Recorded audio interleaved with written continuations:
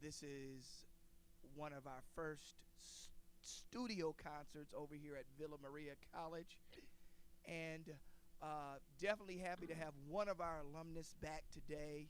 He's back from making great music and traveling around regionally, touring around with his band. This is the MNT presents Villa Maria studio sessions with the Damone Jackson Outcome. Without further ado, the Damone Jackson Outcome.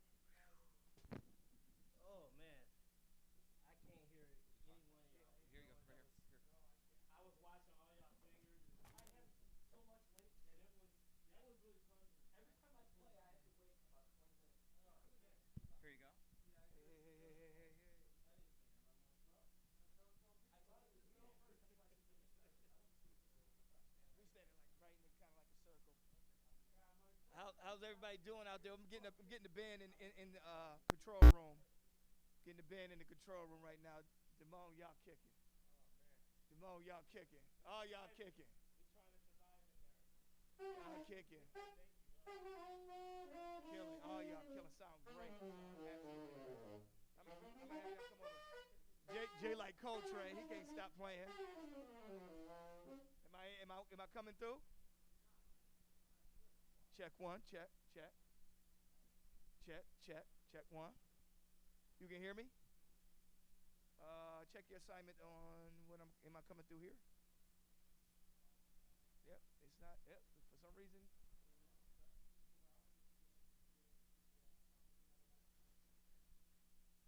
I mean, long as you can hear me. You know what I'm saying?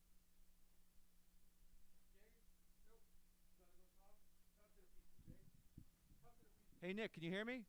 All right. Walter, here you go. Oh, so you got all here? Yeah. Bring that in. This is about as far as we can go. Is this as far as we can go right here? How's that? That's good. Do me a favor. I'm gonna have you come right here. All right, guys. All right. Are you picking us up? Say something, brother. Hello, Facebook, YouTube, M&T. Yeah. So, you know, brother.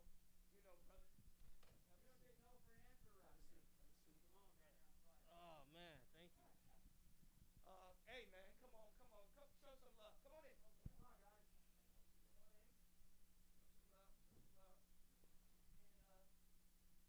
Show some love. Come on in. Who's ever next will be getting up, I'll give him a cheer. Okay. But so Damone, you got this incredible unit, and I'm gonna wait till everybody gets in here for you to introduce everyone. All right, yeah. But how's it been, man? I mean, it started when I saw you. Y'all was just balls to the wall, but now it's straight killing a whole vibe. You know what I'm saying? Mm-hmm. So what's been the process of bringing this band together and getting them everybody on the same page to do a recording and to put the recording out and to do more recordings?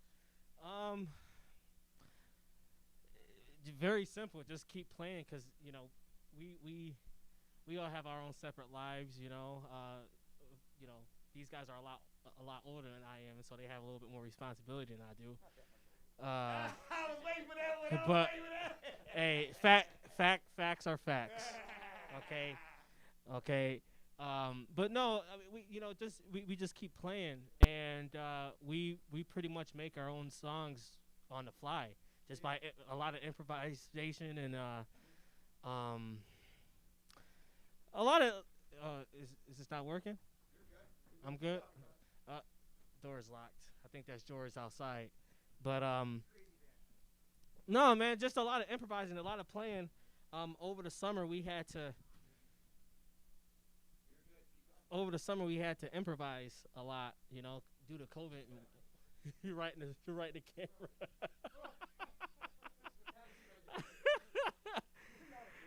Yeah, we're all getting. This is all new for all of us.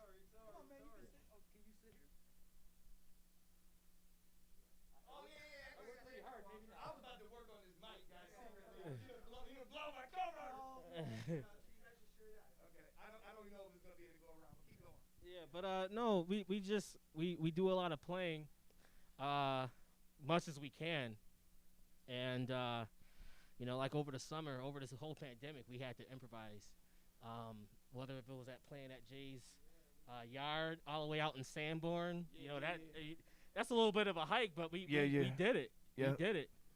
Got it. I got it. We did it so much that cool. That it got in the news. Like it got, you know, we got written up in the news and for it, and got recognized big for it, which was a blessing. You know, I'm pretty sure that I can speak for all of us musicians. You know, we haven't really been able to really express ourselves as much. We ain't been able to work, but keep going. Work, express, you know, but you know, it's a lot of different things tied into one. You know, we can't express, we can't use our voice, we can't work. You know, we're taking money out of our pockets, and you know, I don't have any kids or anything, but I'm pretty sure you guys do, and I'm pretty sure it's been a struggle. But to get our songs the way they are now, we just kept playing without rehearsing. You know, whether if it was a musical conversation, whether we sometimes I have 2-3 hour long conversations with all these guys on the phone, and we sometimes we talk about life, sometimes we talk about music, sometimes we talk about music and life together, and how we can make songs out of this. And this new album that's coming out called Unstable kind of speaks on that without us talking.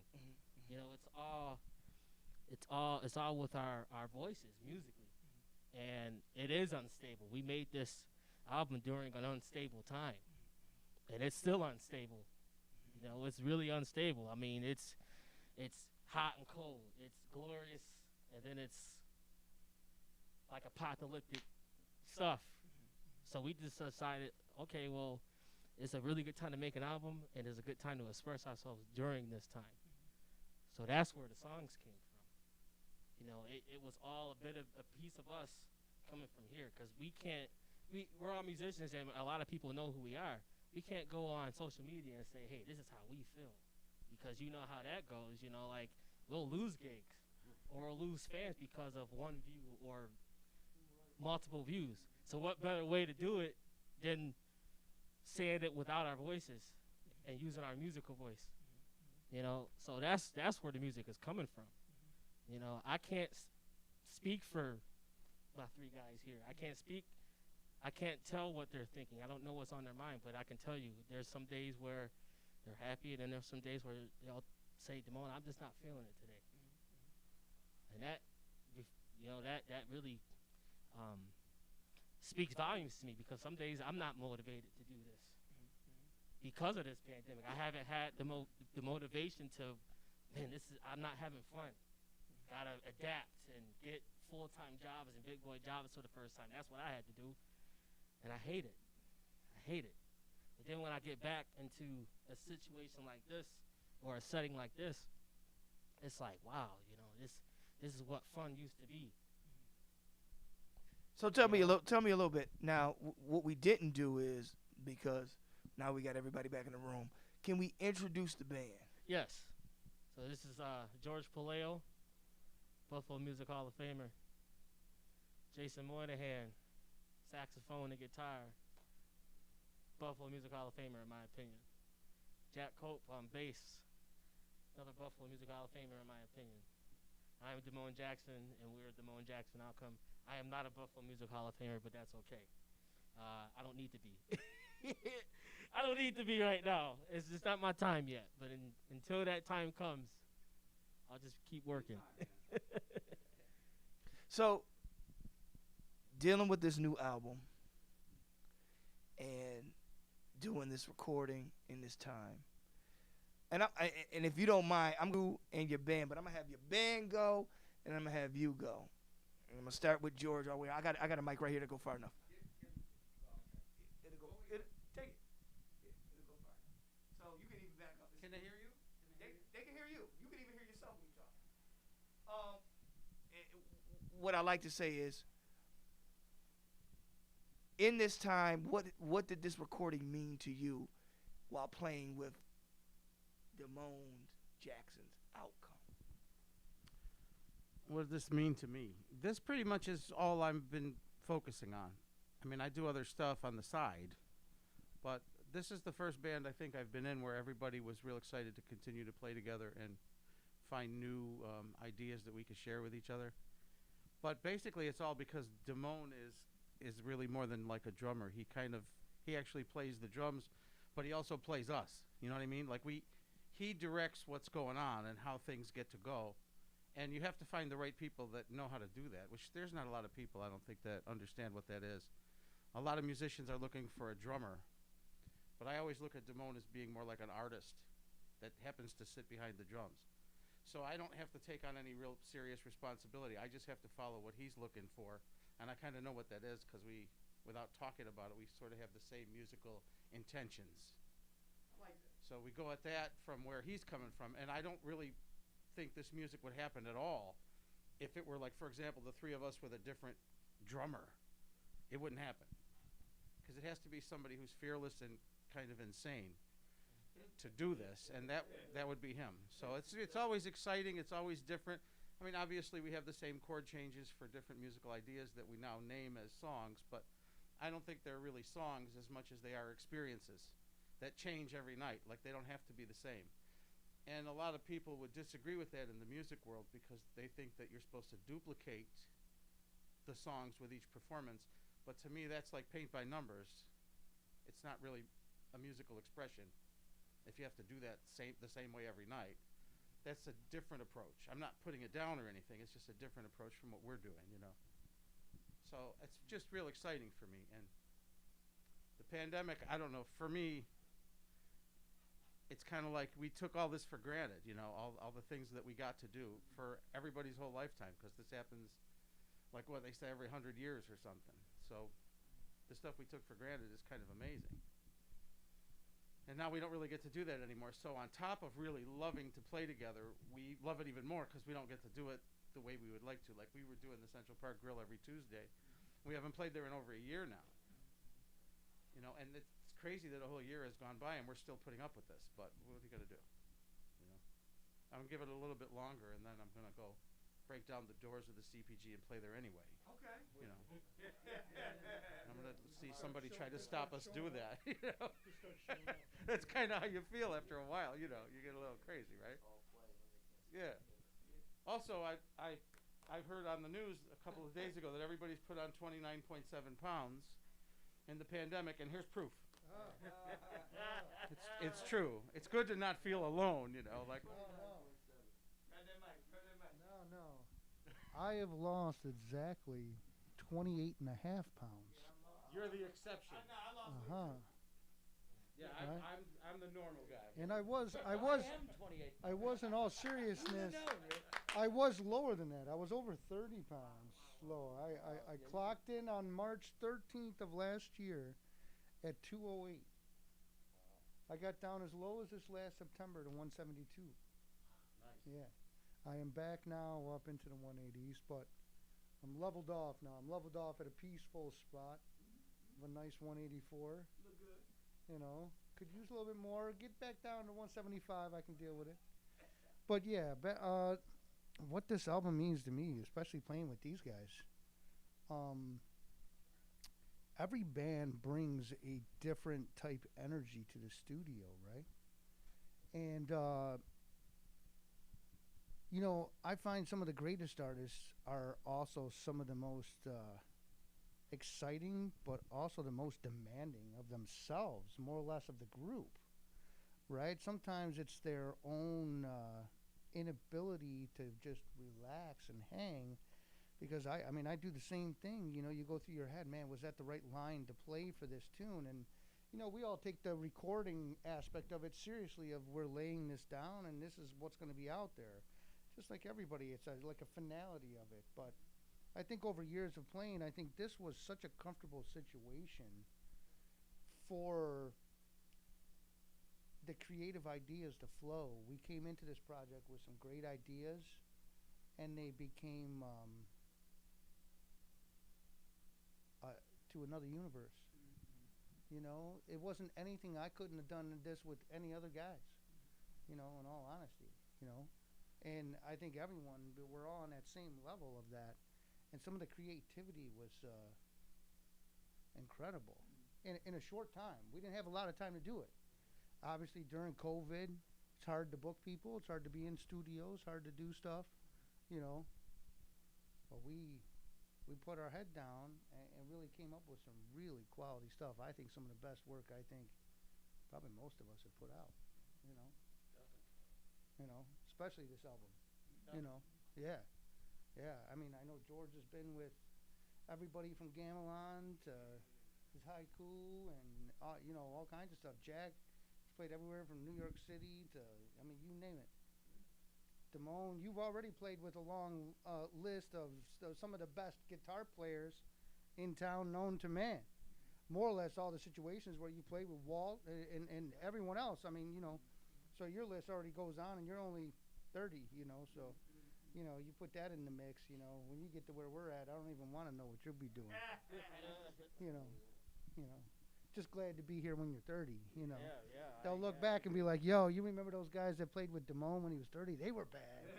You know, that's a, you know, yeah, them old guys that he had in the beginning. Oh yeah, they were pretty bad. You know, that was a great group. You know, yeah. But you know, I mean, like Damone, what was your feeling with, you know, the intensity level of what we recorded at? You know, What was my intensity?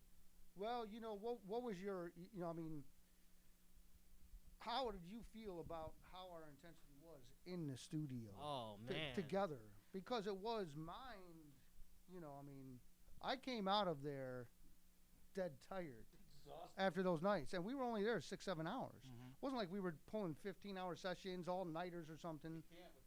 No, you can't, because it's very mind absorbing, you know, all the numbers and crunching and us feeling what we were feeling. Well, I feel like it. You know, you just it's like you said, we all put our heads down, and this is like, again, this is all stemming from a different place other than ourselves. I feel like when we walked in there, you know, there was a lot of stuff that was still going on, home stuff, work stuff. You know, we coming in. I used to work at FedEx. Now I work at a printing press. You know, it's about adaptation. You got to juggle all this stuff into one and still trying to create music. So then, okay, if you're not practicing, if you're not rehearsing with each other, then what else do you have left when you pick up that instrument? You know how to play the instrument, but what do you have to say from here? And that's where I feel like that's where our intensity came from, because, I mean, home life, unstable, work life, unstable. You got all types of stuff, you know. So it's just it's just like you know, when we're all in the same room, it's like I don't have to tell these guys, hey, play this, play that. I don't need to. This is either we're playing this song or we're gonna improvise. I trust these guys, 100%, and I can't say that about a lot of musicians. Not to say that I don't trust them musically. It's just different. It's a different kind of trust. Right. I mean, that's, you know, for what it's worth.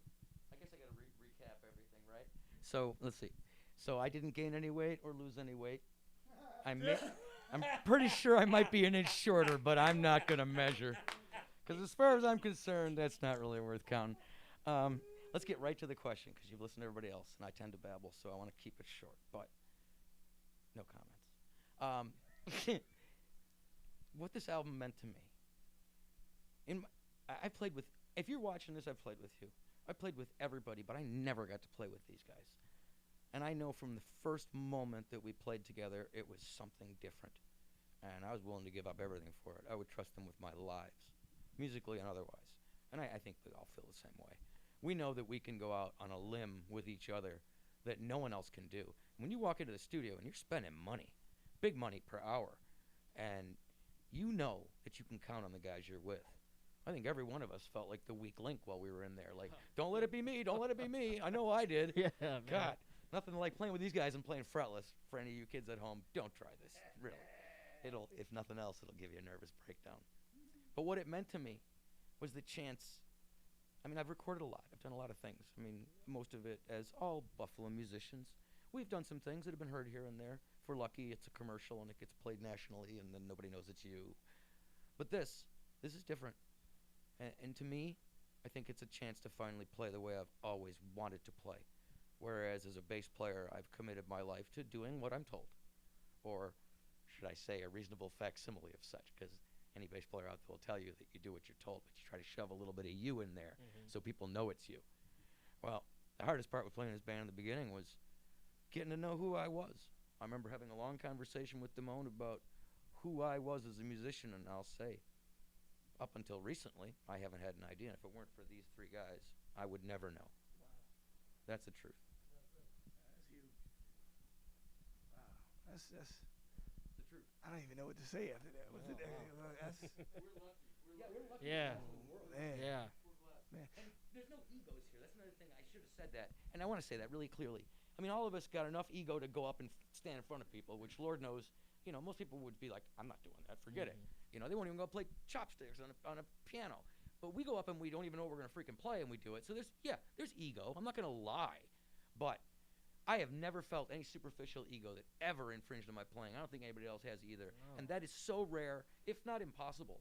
And it's just really important to say that because I know everybody thinks, oh, who these guys think they are playing stuff like this. We're just trying to be different. A real, true artistic expression.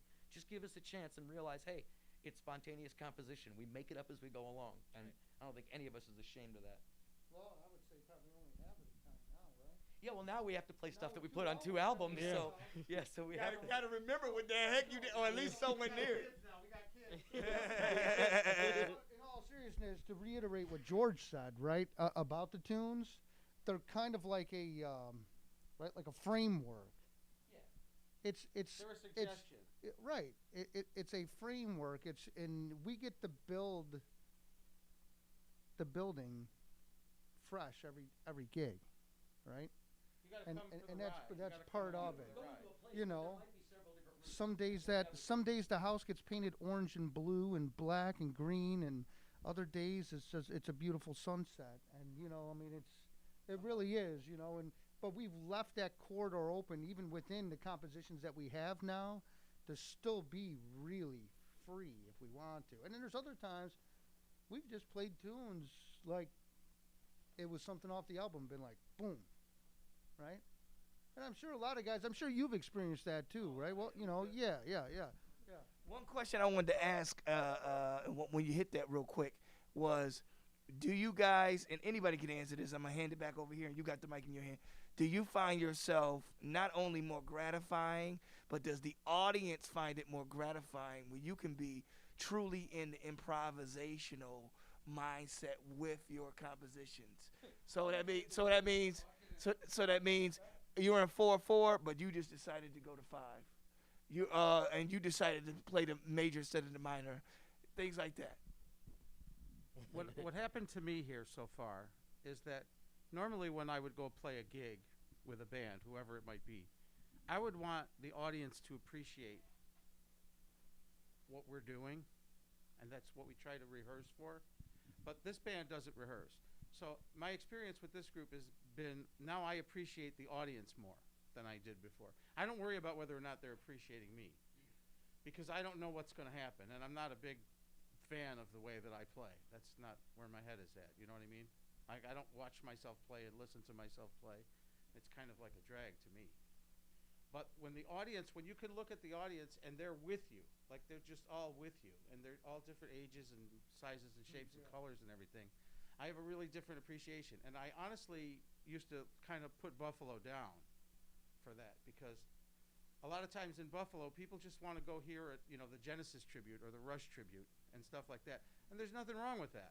But I'm not going to do it. Like, I'm not going to do that for money or whatever. But a lot of cats think that that's the only way to really be lucrative, or appreciated. But that's obviously not true, because we're doing really well in Buffalo, and you wouldn't think that with Buffalo's reputation that would be possible. So, it's not true what I was thinking about Buffalo. It's not true at all. Buffalo's pretty cool, and they've been really supportive, and they're coming along for the ride. Like, we're going to play Thursday night at Sportsman's Tavern, and it's probably going to be sold out again. Now, they can't get the normal 200-plus people in there because of COVID, but it's still a lot of people that have to pay $10 a piece to get in there, which to me, for Buffalo musicians, that's fantastic.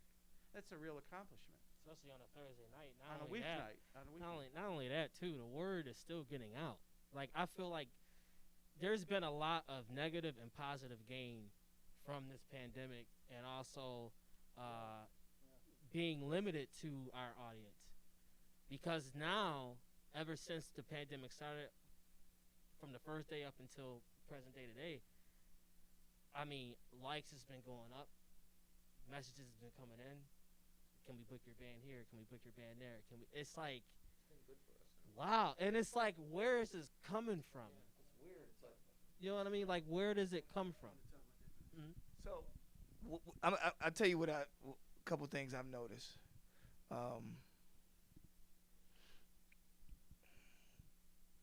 It's a restart. So I'm telling all artists of anybody, whatever art you're putting out, if it comes from a genuine place, it will be bought. It will be seen. It will be appreciated. For me, when I tell people this, make sure that make sure the standard is there as far as and what's the word I want to say, monetization. Make sure, and that's what I love. What is going on at Sportsman? I would get in the show for $5. No, they upped it. They have their capacity. They upped it. Now you're getting 10 and 15. That's what it should be. That's what, and that's the good thing that's come out of it, is that people are now appreciating the arts. Amen. And not only, of course, they appreciated you before, but now they really get it. They're willing to spend it. They're not complaining about, oh, why is this $15 when it was before $5? Right. Exactly. And not only what they were missing, the fact that you do original music, the improvisation and the newness and the freshness in your music is refreshing. So you didn't go in there and nothing against cover cats. Trust me, cover music. We've all, every single one. Put the check in my hand. Thank you for paying my bills. But it's a different thing. What's going on now, coming out of the pandemic? Cream rises. Exactly. You know, if you were doing this for money, I'm not to interrupt. I'm sorry, but if you were doing this for money, right now the money's gone. So you're not going to see those guys out playing now because they don't love it. Yeah. You know. Yeah. Unfortunately, we're all stuck with these stupid masks. Yeah. But if you could see my face, which I don't break the rules, I'm smiling all the time. My face hurts the whole gig, always, because it's just as much fun as it could be. And I know these guys are having a good time too, except for, you know, when I don't tune it. But I'm working on that. Yeah. But the thing is, I mean, really, I think people they're a little tired of seeing the same shows over and over again, and they're realizing this, so they're looking for something new, which is all we can ask for. Because technically, what is our music? I don't know. Please feel free to write in the comments what you think our music is, because I'd love to know. Really, it would mean a lot. I'll tell you personally what I think it is. I think it's fresh. I think it's genuine. I think it comes from a place that is real. And anytime you play from a place that is real, it doesn't matter how many notes or how little notes, it will always reach the audience. And that's more important, I found, than anything. So when I heard you today, and I had a whirlwind of things going on, and I was just like, wow, you guys are a breath of fresh air, and you care about, I see people getting out the way of each other. So it's just not improvisation chaos. No, there is so much mutual love and respect on that stage. When I'm in there watching, I'm like, man, they love each other. Yeah, I could see that already. It has that for me, and I've been in. I mean, these guys know I've been in some situations where, musically, some of the best music I've ever played. But that word "love" that you said was different. It was different for me. The way how I was shown that love was different. Do I think that these people that I played with before, do I think, like, if I ever was to get stranded on the side of the road and I needed help, would they help me? Yeah, they'd help me. Of course. These guys would help me and say, you know what, leave your car, I'm going to drive you home. Now, put that in a musical context. I know if I was to get a flat tire in there or if a head busted, I can't say, my head bust, we got to stop playing. No, Damone, come on. Come get my car, I'm taking you home. Let's go home.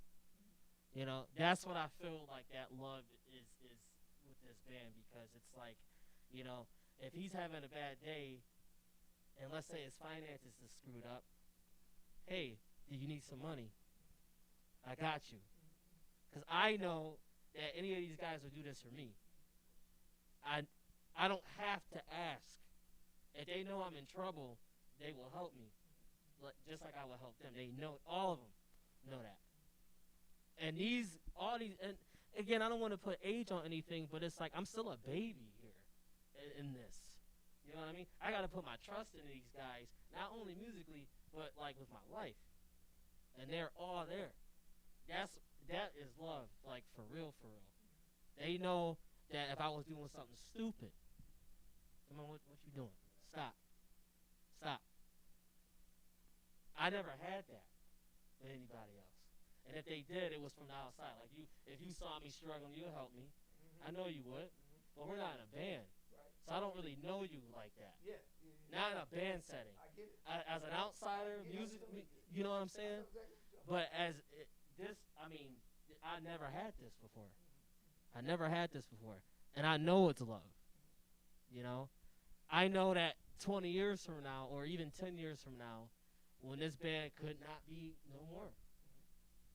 I know if I was to see them on the street or at a show somewhere, it's not going to be, oh, he got rid of me, so I'm not going to talk to him anymore. You know how it is. Yeah. Okay, you get into a band, it was great, it was hot for a minute, it's fizzled out, or something bad happened, Yeah, and there's no communication at all. There's nothing. Yeah.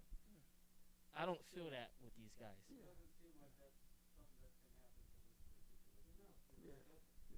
I mean, even if it did, and I'm not saying that it will, but if it did, I know that the love will never be lost. It will never go anywhere. It will always be, oh man, it's great to see you again. You know what I mean? Yeah. I never felt the band was legitimate if they didn't make records. All you did was play gigs in bars. You're a bar band. Which is fine. Again, I'm not putting anybody down. I don't want it to sound like I'm trying to talk like we're above anybody else. Yeah. I don't want anybody to get the wrong impression. But we make records. That's the purpose of it.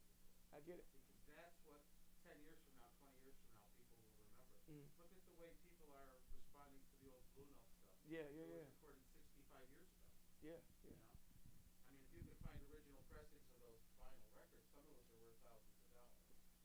Now with all the love in the room, do we have enough for one more number? We have time? We can do one more. Now before we go though, I definitely got to do this. Is the camera on me? Oh, look at that. So we got presents today, and I'm so happy that they hit me with one of these. I'm definitely gonna rock it. Now, where can I get this? You can get this particular shirt either at our shows, or if you go to the Record Baron, which is 3048 Delaware Avenue, Kenmore.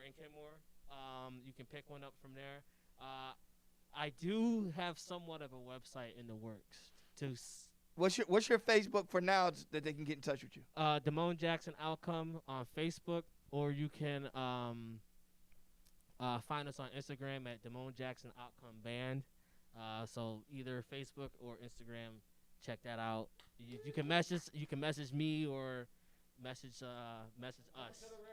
So, but come to the record store. It's a lot of stuff that you can buy in there, including this shirt and our first album and our second album that will be coming out very, very shortly. We do not have a set date yet for that, but it just got mastered, so it should be going out for distribution very, very soon.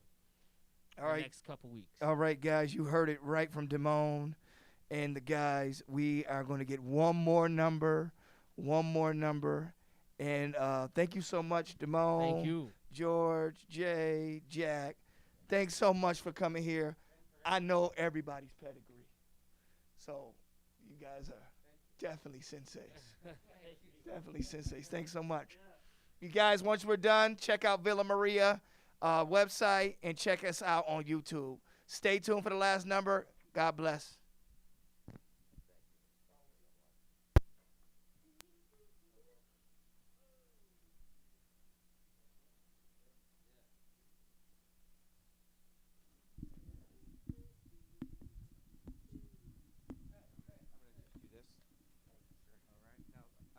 A little bit, so you were oh, sorry, right, you good? Oh, wait, got it? Yeah. Okay, I'm just gonna set this.